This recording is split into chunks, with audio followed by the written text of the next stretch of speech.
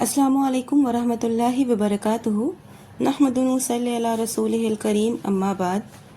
آج اپنی ویڈیو میں مریض یا معذور ہو جاتے ہیں جو لوگ، ان کی نماز کس طرح سے ہوگی اس پر بات کریں گے۔ اہل عذر یہ ہے کہ مریض، مسافر اور خوف زدہ لوگ جو نماز کو اس طرح ادا نہیں کر سکتے جس طرح غیر معذور ادا کرتے ہیں، اللہ کا بڑا فضل و احسان ہے کہ اس نے ایسے لوگوں کے لیے سہولت دی ہے اور انہیں مشکل میں نہیں ڈالا ہے اور ثواب کمانے سے انہیں محروم نہیں کیا ہے۔ اللہ نے انہیں اس بات کا حکم دیا ہے کہ جس طرح ہو سکے سنت کے مطابق نماز ادا کریں۔ تو آج یہی ٹاپک پر بات کریں گے۔ اگر چینل میں نئے ہیں تو پلیز سبسکرائب مائی چینل۔ مریض کی نماز کیسی ہونی چاہیے؟ مریض پر واجب ہے کہ وہ فرض نماز کھڑا ہو کر پڑھے، اور اگر کھڑا نہ ہو سکے تو چاروں زانوں پر بیٹھ کر یا تشہد کے لیے بیٹھنے کی طرح بیٹھ کر پڑھے، اور اگر بیٹھنے کی بھی طاقت نہ ہو تو دائیں پہلو کے بل پڑھے۔ اگر دائیں پہلو کے بل بیٹھنا دشوار ہو تو بائیں پہلو کے بل پڑھے۔ اگر اسی طرح اس کی بھی طاقت نہ ہو تو وہ لیٹ کر پڑھے اور اس کے دونوں پیر قبلے کی طرف ہوں، اور اپنا سر سے رکوع اور سجدے کی حالت میں اپنے سینے تک اشارہ کرے اور سجدے میں رکوع سے زیادہ جھکے۔ نماز اس وقت تک ساکت نہیں ہوگی جب تک عقل ہے، لہٰذا مریض اپنی حالت کے مطابق نماز پڑھتا رہے اور اسے ہرگز نہ چھوڑے۔ یہاں پہ آپ کو سمجھانے کا مطلب یہ ہے کہ اسلام میں ہمیں کسی چیز کی پابندی میں، کسی چیز کی دشواری اپنے اوپر لاحق کرنے کا حکم نہیں دیا گیا ہے۔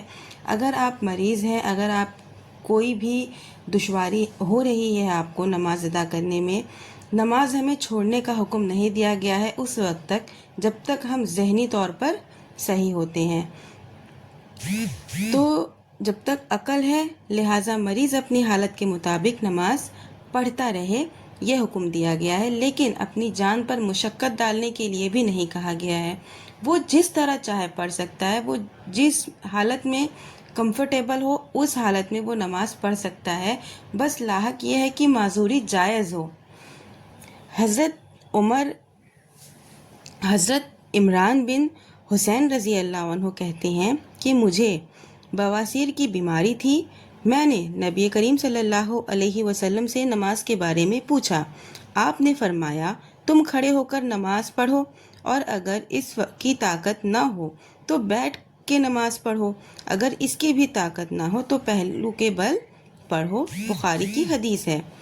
حضرت عمران بن حسین رضی اللہ عنہ کہتے ہیں کہ مجھے بواسیر کی بیماری تھی۔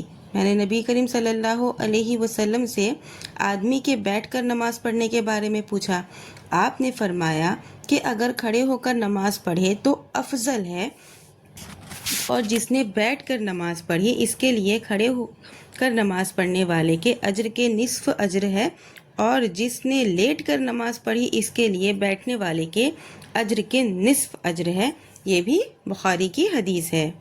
مریض نماز کے لیے پانی سے طہارت حاصل کرے، اور اگر اس کی طاقت نہ رکھے تو تیمم کرے، اور تیمم بھی نہ کر سکے تو طہارت ساقط ہو جائے گی اور وہ اپنی حالت کے مطابق نماز پڑھے گا۔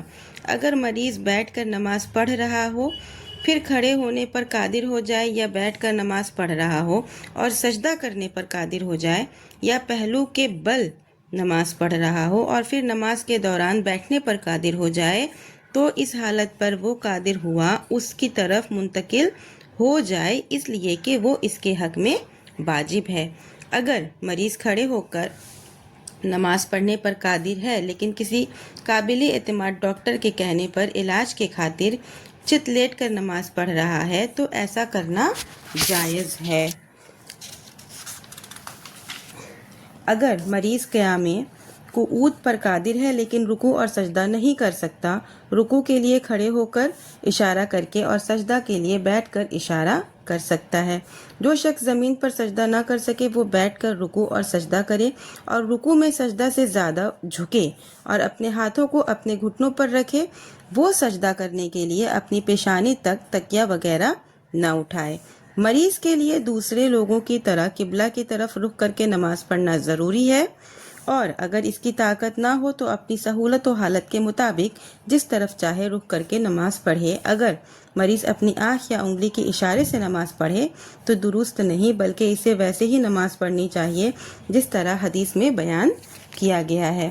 اگر مریض کے لیے ہر وقت نماز پڑھنا دشوار ہو تو ظہر اور عصر کو ان دونوں میں سے کسی کے وقت میں جمع کر کے پڑھے، اور مغرب اور عشاء کو ان دونوں میں سے کسی کے وقت میں جمع کر کے پڑھے، جسے جمع بین الصلاتین کہا جاتا ہے۔ نماز میں مشقت کا مطلب خشوع کا زائل ہونا ہے، اور خشوع دل کے حاضر رہنے اور اطمینان کو کہتے ہیں۔ جو مریض مسجد تک جا سکتا ہو اس کے لیے جماعت سے نماز پڑھنا لازم ہے۔ اگر وہ کھڑے ہونے کی طاقت رکھے تو کھڑے ہو کر نماز پڑھے، ورنہ اپنی طاقت کے مطابق جماعت کے ساتھ نماز پڑھے۔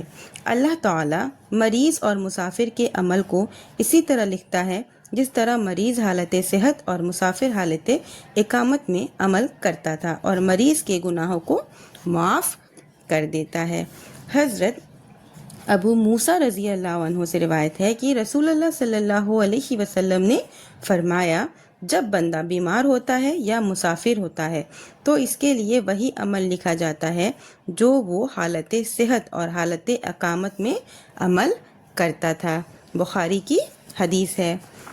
حضرت ابو امامہ رضی اللہ عنہ سے روایت ہے کہ رسول اللہ صلی اللہ علیہ وسلم نے فرمایا، بندہ جب بیمار ہوتا ہے تو اللہ تعالیٰ اپنے فرشتوں کے پاس یہ وحی کرتا ہے کہ اے میرے فرشتوں، میں نے اپنے بندے کو اپنی بیڑیوں میں سے ایک بیڑی میں جکڑ دیا ہے، پس اگر اس کو وفات دوں گا تو اس کے گناہ معاف کر دوں گا، اگر اسے صحت اور عافیت دوں گا تو وہ اس حال میں بیٹھے گا کہ اس کا کوئی گناہ باقی نہیں رہے گا۔